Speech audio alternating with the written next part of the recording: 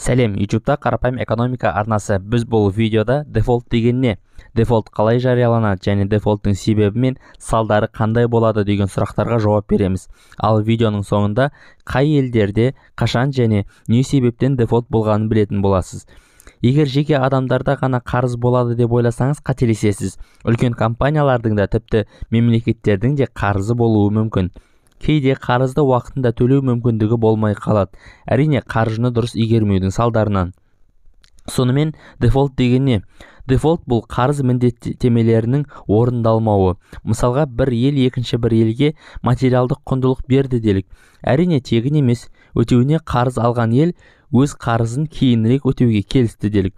Алайда уақыт өте қарызды қайтару уақытын жеткенде мемлекет өз қарызын қайтара алмаса, өзіне дефолт жариялайды.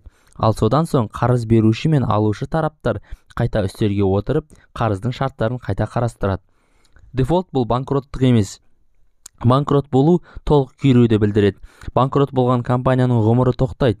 Бар мүлкі сатылып, қарыз бергендерге қарызының аз бөлігі болса да қайтарылады. Немесе сот шешімімен қарыз беруші банкрот болған компанияның қалған мүлкін иемденеді. Ал дефолт толық күйреуді білдірмейді. Компания немесе мемлекеттің қарызын уақытша жаба алмай қалады. Компания әрі қарай жұмысын жалғастырады. Ал мемлекет дефолт болса, ол мемлекеттік органдар жұмыс жасай береді.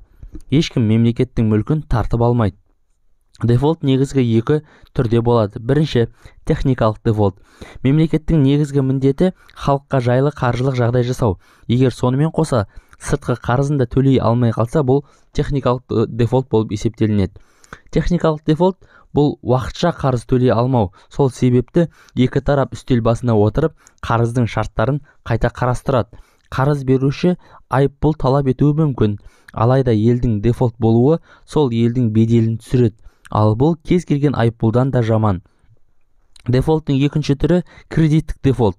Бұл дефолттың ең жаман түрі. Кредиттік дефолт көп жағдайда банкроттықпен аяқталады, және бұл іс міндетті түрде сотта қаралатын болады. Ал енді дефолттың себебі мен салдары қандай болатынын айтайық.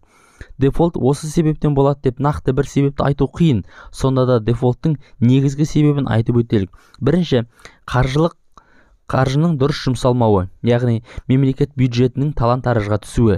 Қазаннан қақпақ кетсе не болатынын ескеру қажет. Екінші, ұлттық банктің шамадан тыс ақша басып шығаруы, яғни ұлттық валютаның тым қарқынды құнсыздануы. Үшінші, елде ештеңе өндірілмей бәрін шет елден сатып алу, яғни импортқа тәуелділік. Мұндай жағдайда елдегі бар қаржының басым бөлігі шет елдерге ағылатын болады. Төртінші себебі саяси тұрақсыздық. Саяси тұрақсыздық ел азаматтарын үкіметке және болашаққа деген сеніміне селкеу түсіреді. Ал сенім бұл кез келген экономиканың негізгі діңгегі. Бесінші себебі қарызды тым көп алу. Ал енді дефолт болған жағдайда елде не болады деген сұраққа жауап берелік. Біріншісі, елде дефолт болса, ұлттық валюта құнсызданады, шет елдерден тауар алу қиындайды. Екінші, елдегі компаниялардың құны азаяды да қаржы нарығы күйрейді. Үшінші, мемлекеттен берілетін айлық пен зейнетақы кешіктірілетін болады.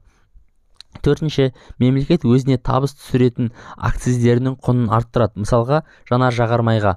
Сонымен қоса коммуналдық төлемдердің де құны артады. Ал енді қашан және қай елдерде дефолт болды деген сұраққа жауап беріп өтелік. 1997 жылы Оңтүстік Кореяда дефолт болды. Жылжымайтын мүліктен басталған дағдарыс даулы алпауыт компанияларды және Оңтүстік Кореяны да толықтай дефолт деңгейіне түсірді. Қарапайым экономика арнасы дәл осы жайлы түсірілген дефолт фильмін көруге кеңес береді. Фильм режиссері Хве Чун Хи, 2019 жылы түсірілген оңтүстік кореялық фильм. 1998 жылы Ресей Федерациясында дефолт болды. Алайда Ресей экономикасы есін тез жинады. Келесі жылы ақ өсім көрсетті. 2010 жылы Грекияда дефолт болды. Греция мемлекетін Европа одағы 3 рет қарыз беру арқылы сақтап қалды. Қарапайым экономика арнасына тіркеліңіз. Міндетті түрде өз ойыңызды комментарийге жазыңыз. Немесе комментарийдағы біздің сауатты көрермендеріміздің ойларын оқып білсеңіз болады. Сау болыңыз.